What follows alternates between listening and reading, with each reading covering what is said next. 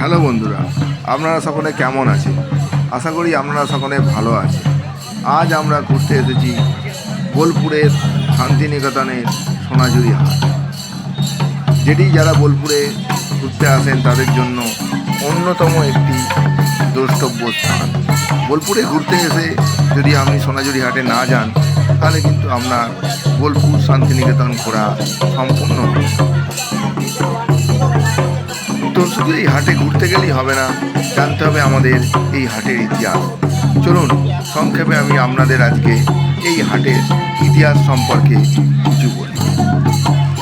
সোনাঝুরি হাট মূলত শান্তিনিকেতনের খোয়াই অঞ্চলের সোনাঝুরি বনের পাশে অবস্থিত একটি স্বাভাবিক গ্রামীণ বাজার।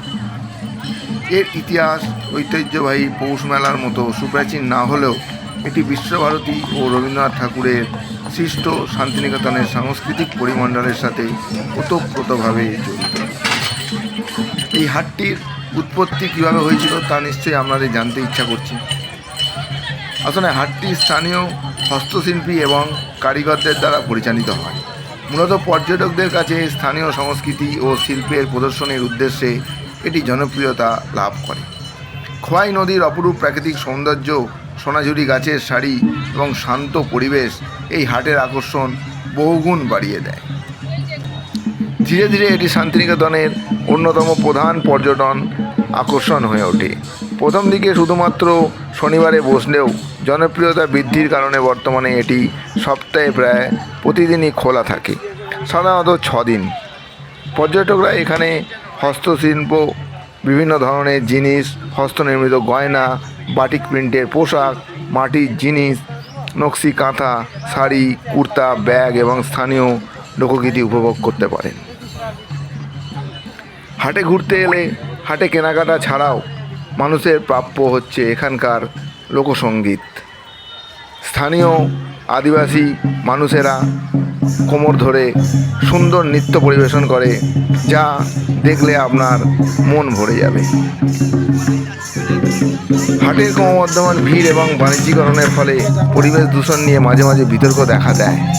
বন দপ্তর হাটের স্থান নিয়ে কিছু প্রশ্ন তুললেও পরিবেশের নিয়মাবলী মেনে চলার উপরে জোর দিয়েছে বেশি। এই হাটটি স্থানীয় অর্থনীতিতে চাঙ্গা করার পাশাপাশি বিশ্বভারতীর সৃজনশীল সম্প্রদায়ের একটি অবিচ্ছেদ্য অংশ হিসাবে গ্রাম বাংলার হাটের ঐতিহ্যকে বাঁচিয়ে রেখেছে। এক কথায় বলতে গেলে সোনাঝুরি হাট শান্তিনিকেতনের আধুনিক সংস্কৃতির একটি অংশ, যা বিশ্বভারতীর আদর্শ ও বাংলার লোকশিল্পের মেলবন্ধন ঘটিয়েছে। খুব সুন্দর বন্ধুরা, আপনারা যদি এখানে আসেন, ঘোরেন, তো আপনাদের খুব ভালো লাগবে। মানুষ, বাঙালি বিশেষ করে, খুব ভ্রমণ পিপাসু। একদিন বা দুদিনের ছুটি পেলেই তারা ঘুরতে যায় কোথাও না কোথাও। তারই মধ্যে বোলপুর শান্তিনিকেতন অন্যতম একটি দ্রষ্টব্য স্থান। এটি খুবই সহজে কলকাতা থেকে আসা যায়, তার কারণ কলকাতার হাওড়া এবং শিয়ালদা দুদিকের সাথেই রেলপথে এটি বোলপুরকে যুক্ত করেছে। অনেক পপুলার ট্রেন এই বোলপুর শান্তিনিকেতন এবং প্রান্তিকের ওপর দিয়ে যায়। আরেকটা জিনিস বলে রাখা ভালো, যদি আপনি একদিনের জন্য ঘুরতে আসেন, তাহলে আমি বলবো বোলপুরে না নেমে আপনারা প্রান্তিক স্টেশনে নামুন। তার কারণ হাটটি প্রান্তিক স্টেশন থেকে অনেক কাছে, বোলপুর থেকে তুলনামূলক একটু দূরে। বাসের পথেও কলকাতার সঙ্গে সরাসরি বোলপুর যুক্ত আছে। তাছাড়া বর্ধমান থেকে বহু বাস, এক্সপ্রেস গাড়ি এই বোলপুর শান্তিনিকেতনের উপর দিয়ে যায়। তাই যোগাযোগের জন্য কোনো অসুবিধা নেই। আপনারা হাওড়া, শিয়ালদা যে কোনো জায়গা থেকেই রেলপথে বোলপুর শান্তিনিকেতন আসতে পারেন এবং চাইলে সড়ক পথেও আসতে পারেন। এটি সড়ক পথে কেউ যদি প্রাইভেট গাড়ি নিয়ে আসেন, তাহলেও এটি সড়ক পথে কলকাতার সঙ্গে খুব সুন্দরভাবে যুক্ত। তাছাড়া রেলপথে তো যুক্ত আছেই। অনেক ট্রেন হাওড়া এবং শিয়ালদা থেকে বোলপুর শান্তিনিকেতন এবং প্রান্তিক স্টেশনের উপর দিয়ে রামপুরহাট হয়ে চলে গেছে। যারা এখানে ঘুরতে আসেন তারা অনেকেই বোলপুর শান্তিনিকেতন দেখে তারাপীঠে তারা মায়ের দর্শন করে তারপরে ফিরে যান। পর্যটকদের কাছে বোলপুর বর্তমানে খুব জনপ্রিয় একটি দ্রষ্টব্য স্থান।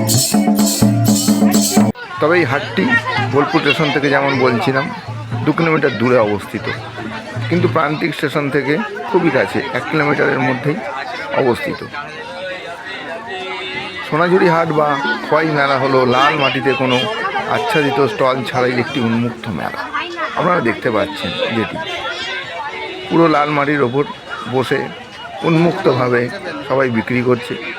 শুধুমাত্র মাথায় সামান্য একটি তিরপল বা একটি ছাতা নিয়ে বসে তারা তাদের জিনিসপত্রগুলি বিক্রি করছে।